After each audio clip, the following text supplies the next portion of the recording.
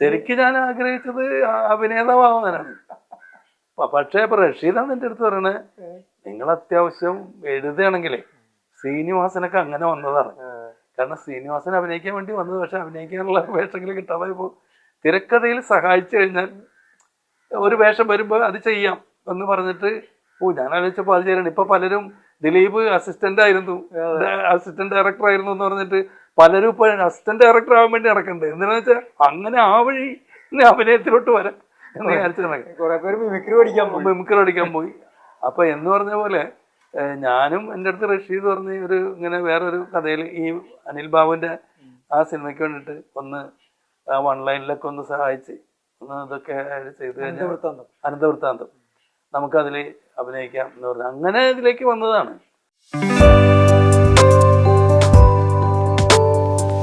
ഈ നാരായം എന്ന സിനിമ അന്ന് വലിയൊരു ചർച്ചക്ക് വിഷയമായ ഒരു സിനിമയാണ്. അതെ അല്ലേ? ഒരു സംസ്കൃത അറബിക് ടീച്ചർ, ഒരു നമ്പൂരി പെൺകുട്ടി, അത് ഉണ്ടായ ഒരു സംഭവമാണ്. അതിനെ ബേസ് ചെയ്തിട്ടാണ് ആ സിനിമ ചെയ്തത്. വാസന്തി ലക്ഷ്മി ചെയ്യുമ്പോ ആരും എക്സ്പെക്ട് ചെയ്യുന്നില്ല മണിയിൽ നിന്ന് ഇങ്ങനെ ഒരു സിനിമ വരും എന്നുള്ളത്. പക്ഷെ അത് കഴിഞ്ഞ് മണി ഇത്രയും ശക്തനായ ഒരു നടനാണ് എന്ന് പ്രൂവ് ചെയ്തതിന് ശേഷം പിന്നെ മണിയുടെ ഒരു പടം വിനയൻ തന്നെ ഡയറക്റ്റ് ചെയ്ത് വരുന്നു എന്ന് പറയുമ്പോൾ സ്വാഭാവികമായിട്ടും ആളുകൾ എക്സ്പെക്ട് ചെയ്യും. അത് വിനയനും വലിയൊരു ചലഞ്ച് തന്നെയാണ്. ആ കഥാപാത്രം ചെയ്യാൻ മണി അനുഭവിച്ച ഒരു പെയിനെ കുറിച്ച് അറിഞ്ഞു കഴിഞ്ഞാലേ, അതായത് മണിയുടെ സ്റ്റേജിൽ അന്ധനായിട്ട് ഇവർ മിമിക്രിക്കിടയ്ക്ക് കാണിക്കാറുണ്ട്. പക്ഷെ സിനിമ വന്നപ്പോഴും അവൻ പറഞ്ഞ്, ചേട്ടാ ഇത് ഒരു 5 മിനിറ്റ് കാണിക്കാൻ പറ്റും. ഇത് കാലത്ത് 9 മണി മുതൽ തുടങ്ങിയാൽ ഈ കണ്ണിങ്ങനെ മറിച്ച് പിടിക്കുകയാണ്, അല്ലാതെ അതിനുള്ളിൽ ഒന്നും വെച്ചിട്ടല്ല. ഈ വെള്ള പുറത്ത് കാണിച്ച് ഇങ്ങനെ മറിച്ച് പിടിച്ചേക്കണതാണ്. അപ്പൊ അത് ആദ്യത്തെ 2 ദിവസം കഴിഞ്ഞപ്പോഴേക്ക് കണ്ണിൽ മുഴുവൻ നീരായി. അങ്ങനെ നമ്മള് കണ്ണ് ഡോക്ടറെ കൊണ്ടുവന്നു. അങ്ങനെ പരിശോധിച്ചിട്ട് പറഞ്ഞു, ഇനിയൊരു ഒരാഴ്ചത്തേക്ക് കണ്ണിട്ട് ഒന്നും ചെയ്യരുത്. കാരണം ഈ ഒപ്റ്റിക് നെർവ്സിന് എന്തെങ്കിലും പറ്റിക്കഴിഞ്ഞാൽ നിങ്ങൾക്ക് കാഴ്ച ഇല്ലാതായി പോകും. അപ്പൊ അതുകൊണ്ട് അപ്പൊ മണി പറഞ്ഞിട്ട്, സാറേ എന്നെ വെച്ചൊരു സിനിമ എന്നെ വിശ്വസിച്ച് ചെയ്യാണ്. ഒരാഴ്ച ഈ സിനിമ നിർത്തി വെച്ച് കഴിഞ്ഞാൽ പിന്നെ ഈ സിനിമ ഉണ്ടാവില്ല. എൻ്റെ ജീവിതത്തിലൊരു വലിയ അഭിലാഷമാണ് ഈ സിനിമ. അതുകൊണ്ട് വേറെ എന്തെങ്കിലും ചെയ്തിട്ട് ഒന്ന് സീൻ എടുക്കാൻ പറ്റുകയാണ്. അങ്ങനെയാണ് കൂളിംഗ് ഗ്ലാസ് വെച്ചിട്ട് ബസ്സിൽ കയറുന്ന സീൻ ഉണ്ടാക്കിയത്. അതുപോലെ അമ്മ കൊണ്ടുവന്ന് പെങ്ങള് വെള്ളം കോരി കൊണ്ടുവന്നിട്ട് കുളിപ്പിക്കാൻ വേണ്ടി അമ്മ തലയിൽ കൂടി വെള്ളം ഒഴിക്കുമ്പോ ഒരു സെക്കൻഡ് കണ്ണ് നേരെ വന്നു കഴിഞ്ഞാൽ പോയില്ലേ, അപ്പോഴും നേരെ അപ്പോഴും കണ്ണ് വെള്ളയായിട്ട് തന്നെ ഇരിക്കില്ലേ. അതിനൊക്കെ അയാൾ അനുഭവിച്ച ഒരു പെയിൻ എന്ന് പറഞ്ഞാൽ വല്ലാത്തൊരു ഇതാണ്. അതിനൊരു റിസൾട്ട് അയാൾക്ക് കിട്ടേണ്ടതായിരുന്നു. ശരിക്കും ജ്യോതിഷത്തിൽ വിശ്വാസമുണ്ട്? ജ്യോതിഷത്തില് എനിക്ക് അങ്ങനെ വിശ്വാസമില്ല. സദാനന്ദന്റെ സമയം എന്ന സിനിമയിൽ ഒരുപാട് ജ്യോതിഷത്തെ കുറിച്ച്. അതെ, അത് എന്താണെന്ന് വെച്ചാല് അതിന് വേണ്ടിയിട്ട് നമ്മള് കുറെ പഠിച്ചു. അത് നിമിത്തശാസ്ത്രം പഠിച്ചു, ഈ ഹോരാശാസ്ത്രം പഠിച്ചു. പിന്നെ അതിലെ എനിക്ക് പരിചയമുള്ള ഒരാളെ കൊണ്ടാണ് സദാനന്ദന്റെ ജാതകം എഴുതിച്ചത്. ഈ സിനിമ കഴിഞ്ഞിട്ടുള്ള ഒരു പ്രശ്നം ഉണ്ടായിരുന്നു. ഈ ജ്യോതിഷത്തിൽ അഡിക്റ്റായി പോയിട്ട് ഞാൻ വീട്ടിൽ നിന്ന് പുറത്തിറങ്ങുമ്പോൾ കാക്ക പറക്കണത് നോക്കുക, പല്ല് ചലിച്ചു കഴിഞ്ഞാലുള്ള പ്രശ്നം. എൻ്റെ ഭാര്യ എന്നെ വഴക്കൊണ്ട്, ഇത് എന്താണ് ശരീരത്തിൽ നിന്ന് അത് കളയി, ആ കഥാപാത്രം പോയില്ലേ. അന്ധമായിട്ട് വിശ്വസിച്ചത് കൊണ്ട് ഒരാളുടെ ജീവിതത്തിൽ സംഭവിക്കുന്ന പ്രശ്നമാണ് നമ്മൾ പറയുന്നത്. അപ്പൊ അതിനകത്ത് മറ്റേ സാദിഖിന്റെ ക്യാരക്ടറൊക്കെ പറയുന്നുണ്ടല്ലോ. ഇപ്പൊ ജ്യോതിഷം അല്ലെങ്കിൽ ഒരു ഇതെന്ന് പറയുന്ന ഒരു കോൺഫിഡൻസ് ആണ്, ഒരു വിശ്വാസമാണ്. പക്ഷെ അതാണ് ശരി, അതങ്ങനെ അല്ലാതെ വരാൻ പാടില്ല എന്ന് ഒരാൾ വാശി പിടിച്ചാൽ എന്ത് പറ്റും? അങ്ങനെ വാശി പിടിക്കുന്ന ഒരാളുടെ കഥയാണ് നമ്മൾ പറഞ്ഞത്. ഏറ്റവും ഒടുവിലായി സിനിമ ചെയ്തത് 2013 ബ്ലാക്ക് ബട്ടർഫ്ലൈ. പിന്നീട് സിനിമാ രംഗത്തേക്ക് വന്നില്ല, കണ്ടില്ല. ഈ ഒരു 12 വർഷക്കാലം ഇങ്ങനെ ഒഴിഞ്ഞു മാറിയത് എന്താണ് അതിന്റെ കാരണം? അത് ഒഴിഞ്ഞു മാറിയതെന്ന് പറയുന്നത്, ചില നമ്മൾ കാത്തിരിക്കുമ്പോൾ കുറെ പേര് ഇങ്ങനെ സിനിമ ചെയ്യാനായിട്ട് വരും. പക്ഷെ അതൊന്നും ഒരു നല്ല പ്രൊഡ്യൂസർമാരൊന്നും ആയിരിക്കില്ല. 3 പേര് ചേർന്നിട്ട് ഒരു സിനിമ എടുക്കുന്നു എന്നൊക്കെ പറഞ്ഞ് വരും. ഇത് ആദ്യത്തെ റെക്കോർഡിങ്ങോടുകൂടി സിനിമ നിന്നു പോകും. പിന്നെ അതിൽ ചിലര് വരുന്നത് ഒരു ആർട്ടിസ്റ്റിനെ പറഞ്ഞുകൊണ്ടാണ്, ഇന്ന ആളെ വെച്ചിട്ട് ഒരു സിനിമ ചെയ്യുക. അപ്പൊ അങ്ങനെ ആളെ വെച്ചിട്ടൊരു സിനിമ ചെയ്യാന്ന് പറയുമ്പോൾ നമ്മൾ അത്തരം ഒരു കഥ നമ്മുടെ അടുത്ത് ഉണ്ടാവില്ല ചിലപ്പോൾ. അപ്പൊ ആലോചിച്ചിരിക്കേണ്ടി വരും. അങ്ങനെ ഇരിക്കുന്ന സമയത്താണ് രഞ്ജിത്ത് എൻ്റെ അടുത്ത് പറഞ്ഞത്, ആകാശദൂത് എന്ന് പറഞ്ഞ നമ്മളൊരു സീരിയൽ എടുക്കുന്നുണ്ട്. അതായത് മറ്റേ സിനിമ ആകാശദൂതിൻ്റെ കുട്ടികളൊക്കെ വലുതായി ഇന്ന് അവരെവിടെയൊക്കെയാണ്, അവർക്ക് എന്ത് പറ്റി, അപ്പൊ അതിനകത്ത് ഒരു വേഷം അഭിനയിക്കാനായിട്ട് ചേട്ടൻ വരണം എന്ന് പറഞ്ഞു. പോകുമ്പോൾ ഞാൻ പറഞ്ഞു, ഓ ഞാൻ വരാം, എപ്പോഴെന്ന് വെച്ചാൽ പറഞ്ഞാൽ മതി എന്ന് പറഞ്ഞു. ഒരു ദിവസം പെട്ടെന്ന് രഞ്ജിത്ത് വിളിക്കുന്നു, ചേട്ടൻ എവിടെയാ? ഞാൻ വീട്ടിലുണ്ട്. അതെ, ഒരു കാർ അങ്ങോട്ട് അയക്കുന്നുണ്ട്, ഒന്ന് ജോസ് പ്രകാശ് സാറിന്റെ വീട് വരെ വരണം. രഞ്ജിത്ത് തുടങ്ങിയ മുതൽ അതുവരെ ഷൂട്ട് ചെയ്ത ഫുൾ സീൻസ് എൻ്റെ അടുത്ത് പറഞ്ഞു കേൾപ്പിക്കാൻ. രഞ്ജിത്ത് നന്നായിട്ട് കഥ പറയും. അങ്ങനെ പറഞ്ഞു കേൾപ്പിച്ചു. എന്നിട്ട് പറഞ്ഞു, ഇവിടുന്ന് ഈ സീനൊന്ന് ഇനി ശരിയാക്കുന്നത്. എന്നാൽ ഞാൻ അവിടെ ഇരുന്ന് ആ സീൻസ് ഫുള്ള് മാറ്റി വേറെ സീൻസ് എഴുതി അത് ഷൂട്ട് ചെയ്തു. അത് ഷൂട്ട് ചെയ്ത് കഴിഞ്ഞിട്ട് ഞാനിങ്ങോട്ട് പോരുകയും ചെയ്തു. അങ്ങനെയാണ് പിന്നെ ഞാൻ അഭിനയിക്കാൻ തുടങ്ങിയപ്പോഴാണ് സന്തോഷ് എച്ചിക്കാനത്തിന് സിനിമ കിട്ടി സന്തോഷ് എച്ചിക്കാനും പോയി. അപ്പോൾ സന്തോഷ് എച്ചിക്കാരൻ രഞ്ജിത്തിനോട് ചോദിച്ചിട്ടാണ്, ചേട്ടൻ പോകണ്ടെന്ന് പറഞ്ഞാൽ ഞാൻ പോകില്ല, അപ്പോൾ അവനത്തെ സിനിമ കിട്ടിയതല്ലേ പോയിക്കോന്ന് പറഞ്ഞു. അങ്ങനെ എൻ്റെ അടുത്ത് പറഞ്ഞ് തൽക്കാലത്തേക്ക് ഒരാളെ കിട്ടണവരെ ചേട്ടൻ ഒന്ന് എഴുതി സഹായിക്കുന്നത്. ഞാൻ പറഞ്ഞു, രഞ്ജിത്ത് എനിക്ക് സീരിയൽ എഴുതാൻ അറിയാൻ പാടില്ല. അപ്പം എൻ്റെ അടുത്ത് രഞ്ജിത്ത് പറഞ്ഞ്, ചേട്ടൻ സിനിമ പോലെ എഴുതിയാൽ മതി, നമ്മൾ സിനിമ പോലെ തന്നെ എടുക്കും. അങ്ങനെയാണ് ഞാൻ സീരിയൽ എഴുതാൻ തുടങ്ങിയിട്ട് പിന്നെ വേറെ ആൾക്ക് വരണ്ടേ, അങ്ങനെ അവിടെ തന്നെ ഉറച്ചു. അങ്ങനെ പിന്നെ അവിടെ ഉറച്ച്.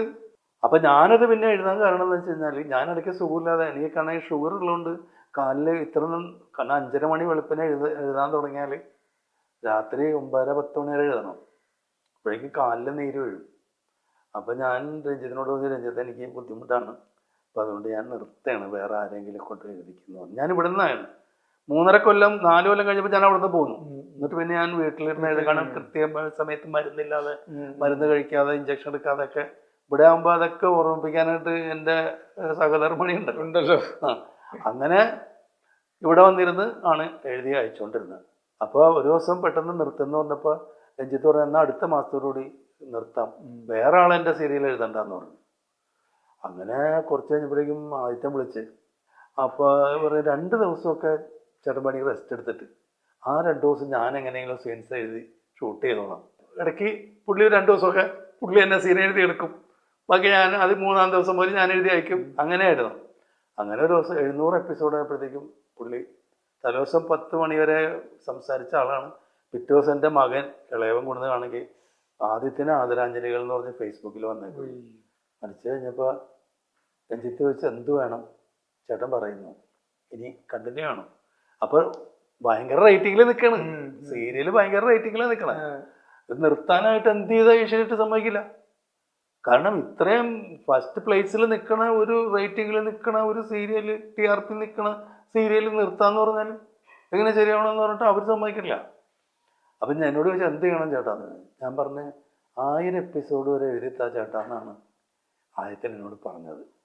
ആ ഒരു ആത്മാവിനോടുള്ള കടപ്പാട് കൊണ്ട് 1000 എപ്പിസോഡ് വരെ നമുക്ക് എഴുതാം, അവിടെ നിർത്താം എന്ന് പറഞ്ഞു. അങ്ങനെ 1012 1015 എപ്പിസോഡിൽ അത് നിർത്തി. പക്ഷെ ചേട്ടന് എഴുതിയ തിരക്കഥകൾ, പ്രേക്ഷകന്റെ അഭിപ്രായം അവിടെ കിട്ടും, പക്ഷെ ചേട്ടന് ഇഷ്ടപ്പെട്ട തിരക്കഥകൾ ഏറ്റവും നന്നായിട്ട് തോന്നിയത് ഏത്? നന്നായിട്ട് തോന്നിയത് ഇപ്പൊ സാന്ത്വനം, ഒരു മനസ്സ് നിറഞ്ഞ് എഴുതിയ. കാരണം എഴുതുമ്പോൾ നമ്മുടെ ഉള്ളിൽ നമ്മൾ അനുഭവിക്കുന്ന ഒരു ഫീൽ ഉണ്ടല്ലോ, അത്. പിന്നെ കുടുംബവിശേഷം എന്ന് പറഞ്ഞ സിനിമ, ഈ പറഞ്ഞ പോലെ വാസന്തി ലക്ഷ്മി, കരുമാടിക്കുട്ടൻ, ഇതൊക്കെ മനസ്സിന് ഇഷ്ടപ്പെട്ട് തന്നെ എഴുതിയ. വാസന്തി ലക്ഷ്മി എഴുതിയിട്ട് കുറേ ദിവസത്തേക്ക് എനിക്ക് ഭയങ്കര വിഷമമായിരുന്നു. കാരണം വെച്ചാൽ ഇന്നലെ വരെ ഈ രാമുവും ഈ വാസന്തിയും ഈ ലക്ഷ്മിയും ഒക്കെ എൻ്റെ മാത്രമായിരുന്നു.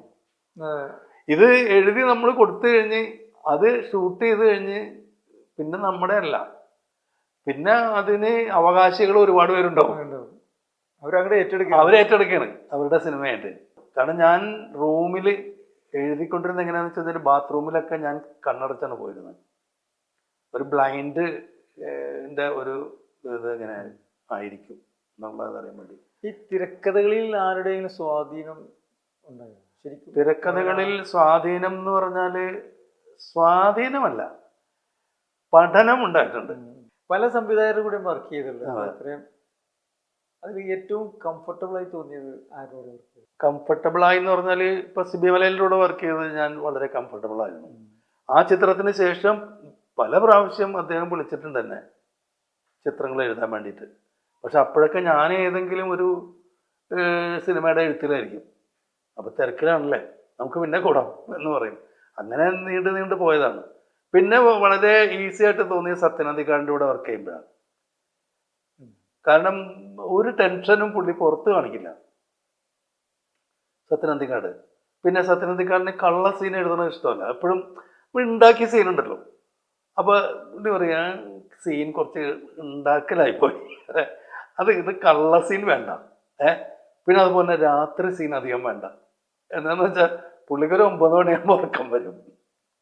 പുള്ളിക്ക് രാത്രി 1 മണി 12 മണി ഒന്നും ഷൂട്ട് ചെയ്യണ പുള്ളിക്ക് ഇഷ്ടമല്ല. നൈറ്റുള്ളത് വേണ്ട, അത് വേണ്ട. പുള്ളി പറഞ്ഞു വെച്ചാൽ രാത്രി ഷൂട്ടിങ് കഴിഞ്ഞ് പോയി കഴിഞ്ഞാൽ ഈ ആർട്ടിസ്റ്റുകൾ ഒക്കെ റൂമിൽ ചെന്ന ഉടനെ കുളിച്ച് കിടന്നുറങ്ങുന്നില്ല. അവര് പിന്നെ കിടന്നുറങ്ങുമ്പോ ഒരു സമയമാവും, കുറെ ടി വി കണ്ടിട്ടൊക്കെ ആവും. പിറ്റേ ദിവസം വരുമ്പോ മുഖമൊക്കെ ഒരുതരം വീങ്ങി ഈ ഉറക്കം നിന്ന മുഖമായിട്ടാണ് അവര് വരിക. പക്ഷെ ഒരു 9 മണിക്ക് നമ്മൾ നിർത്തി സുഖമായിട്ട് പോയി കുളിച്ച് കിടന്നുറങ്ങി രാവിലെ എഴുന്നേറ്റ് നല്ല ഫ്രഷ് ആയിട്ട് ഇരിക്കും മുഖമൊക്കെ. അതുപോലെ കുട്ടികളെ ഏറ്റവും കൂടുതൽ കുട്ടികളെ അഭിനയിപ്പിക്കാൻ ഏറ്റവും നല്ല ഒന്ന് കമല്, ഫാസിൽ സാറ്, സത്യനന്ദിക്കാട്, ഇവരൊക്കെ എന്താണെന്ന് വെച്ച് കഴിഞ്ഞാൽ, അതുപോലെ തന്നെ സിബി മലയിൽ ഇവരൊക്കെ എന്ന് വെച്ച് കഴിഞ്ഞാൽ ഈ കുട്ടികൾക്ക് പിന്നെ അച്ഛനും അമ്മയും ഒന്നും ആവശ്യമില്ലാതെ അവരുടെ കയ്യിലാക്കും അവര് ഈ കുട്ടികളെ. കാരണം സത്യനന്ദിക്കാട് എന്ന് വെച്ച് കഴിഞ്ഞാൽ കൊരങ്ങച്ചന്റെ കഥ പറഞ്ഞ്, പൂച്ചയുടെ കഥ പറഞ്ഞ്, അവരുടെ കഥ ഇത് പറഞ്ഞപ്പോ പിന്നെ അങ്കളെ എന്ന് പറഞ്ഞ് ഇവര് ചാടി നിൽക്കും. വേറെ പിള്ളേർക്ക് അച്ഛൻ വന്ന് പറയണം, അല്ലെങ്കിൽ അമ്മ പഠിപ്പിക്കണം. അതൊന്നും വേണ്ട. സത്യനന്ദിക്കാടിന്റെ കൂടെ കുട്ടികൾ കംഫർട്ടബിൾ ആണ്. അവര് വിട്ട് കഴിഞ്ഞാൽ അവര് ഈസി ആയിട്ട് ഡയറക്ടറുടെ കൂടെ അങ്ങ് കൂടി എടുത്തോളും. പിന്നെ അത് മാത്രമല്ല, ഇപ്പൊ രാത്രിയൊക്കെ ഒരു സീൻ എടുക്കാണ്, ഒരു 9 മണിയൊക്കെ ആയെന്ന് വെച്ചു. അപ്പൊ പുള്ളി വേഗം, അപ്പൊ കൊച്ചുങ്ങളൊക്കെ അല്ലേ, 9 മണിയൊക്കെ ആകുമ്പോ കൊച്ചുങ്ങൾക്ക് ഉറക്കമൊക്കെ വരും. അപ്പൊ അതുങ്ങള് വേണ്ട പോലെ ഒന്നും അഭിനയിക്കാനൊന്നും പറ്റൂല. അപ്പൊ പുള്ളി എന്താ വെച്ചാൽ പുള്ളിക്ക് എന്തെങ്കിലും 9 മണിക്ക് നിർത്തണം, അതാണ് പുള്ളിയുടെ ഉള്ളി. അപ്പൊ പുള്ളി കൊച്ചുങ്ങളുടെ തലയിലിട്ട് മോനെ ഉറക്കം വരുന്നുണ്ടോ, എന്നാ നമുക്ക് നാളെ എടുക്കാം, പാക്കപ്പ് എന്ന് പറഞ്ഞ് പുള്ളി അവന് ഉറക്കം വരുന്നു. ആ സീനിട്ട് ഇനി അവനെ വെച്ച് എങ്ങനെ എടുക്കും, നാളെ എടുക്കാം. നാടകം, സിനിമ, ടെലിവിഷൻ ഈ 3 മേഖലയിലും സജീവമായിരുന്ന ഒരാളാണ്. ഈ 3 സ്ഥലങ്ങളിലും പ്രകടമായി കണ്ടിട്ടുള്ള വ്യത്യാസങ്ങളുണ്ട്. പ്രകടനം എന്ന് വെച്ചാൽ, ഒന്ന് റൈറ്റിംഗ് പാറ്റേൺ തന്നെ 3 വ്യത്യസ്ത രീതിയാണ്. പിന്നെ നാടകത്തിൻ്റെതായ പരിമിതികളുണ്ട്. സിനിമയെ സംബന്ധിച്ചിടത്തോളം നമുക്ക് ആ പരിമിതികളില്ല. നമുക്ക് ഇന്നത്തെ കാലത്ത് ഒട്ടും പരിമിതിയില്ല. റൈറ്റർ എന്ത് മനസ്സിൽ ആഗ്രഹിക്കണം, അല്ലെങ്കിൽ ഡയറക്ടർ എന്ത് മനസ്സിൽ ആഗ്രഹിക്കണം, അത് AI സംവിധാനങ്ങളിലൂടെയൊക്കെ, ഗ്രാഫിക്സിലൂടെയും AI സംവിധാനങ്ങളിലൂടെയൊക്കെ ചെയ്തെടുക്കാവുന്ന സ്വപ്നതുല്യമായ ഒരു ലോകം സൃഷ്ടിക്കാനായിട്ട് ഇന്ന് സിനിമയ്ക്ക് പറ്റും. സീരിയലിന് ഒരു എപ്പിസോഡിന് ഇത്ര എന്ന് പറഞ്ഞൊരു ബഡ്ജറ്റ് ഉണ്ട്. ഒരു ദിവസം 1.5 എപ്പിസോഡെങ്കിലും എടുത്താലേ പ്രൊഡ്യൂസർക്ക് മുതലാവുള്ളൂ. അപ്പോൾ സ്വാഭാവികമായിട്ടും ഒരു ക്വാളിറ്റിയേക്കാൾ കൂടുതൽ ഇതിൻ്റെ ക്വാണ്ടിറ്റി ഒരു പ്രശ്നമായിട്ട് വരും അവിടെ. സിനിമയും അതും തമ്മിൽ വലിയ വ്യത്യാസം അവിടെ തന്നെ വിഷ്വലി തന്നെ വരും. പുതിയ സിനിമ എന്തെങ്കിലും ഡിസ്കഷനിലുണ്ട്? പുതിയ സിനിമകളുടെ ഒന്നാമത് സിനിമ മൊത്തത്തിൽ ചേഞ്ചായിപ്പോയി. കാരണം ഒരു പഴയ ജനറേഷൻ്റെ സിനിമകളല്ല ഇപ്പോൾ വരുന്ന സിനിമകൾ. ഒന്നാമത് പല കഥകളും കേട്ടിട്ട് പാൻ ഇന്ത്യൻ സിനിമ എന്ന് പറയുന്നൊരവസ്ഥയിലേക്ക് മാറി. ഇത് തെലുങ്കിലോടണം, തമിഴിലോടണം, ഹിന്ദിയിലോടണം എന്നൊക്കെ അനുസരിച്ച് ആണ് കഥ ഉണ്ടാക്കേണ്ട ഒരു അവസ്ഥ ഇപ്പൊ സിനിമയ്ക്ക് വന്നിരിക്കുന്നത്. അതുകൊണ്ടെന്ന് വെച്ച് കഴിഞ്ഞാൽ തെലുങ്കിൽ നിന്ന് 2 നടന്മാരുണ്ടാവും, തമിഴിൽ നിന്ന് ഒരു നടനുണ്ടാവും, അല്ലെങ്കിൽ നടി ഉണ്ടാവും, പിന്നെ ഹിന്ദിയിൽ നിന്ന് 2 പേരുണ്ടാവും. അങ്ങനെ അവർക്കൊക്കെ അവരൊക്കെ ഇതിൽ പങ്കെടുപ്പിക്കാൻ പറ്റുന്ന അത് ഇപ്പോഴത്തെ ഏത് സിനിമ എടുത്ത് നോക്കിക്കോ.